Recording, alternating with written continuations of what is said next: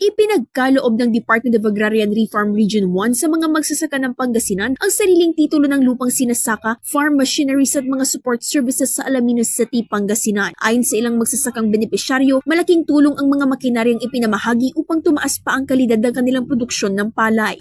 Sa gamitin ng magsasaka, kumata tuloy-tuloy ti programa di DAR.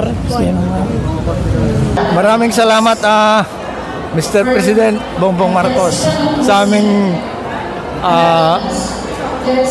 pamahagi ninyo ng lupa para sa aming mahirap.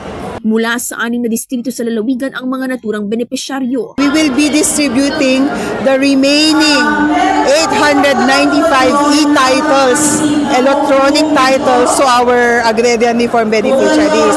Yung programa po ng split, dati di po ba sa isang titulo ang daming mga nakapangalan. So this time, tag-iisa na po sila. Isa lamang ang tractor na ito sa mga farm machineries na matatanggap ng mga ARB's beneficiaries dito sa lungsod ng Alaminos City.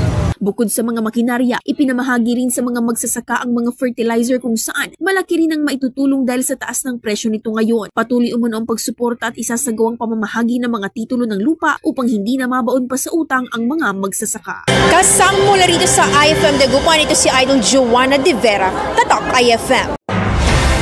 IFM News. IFM News. IFM News.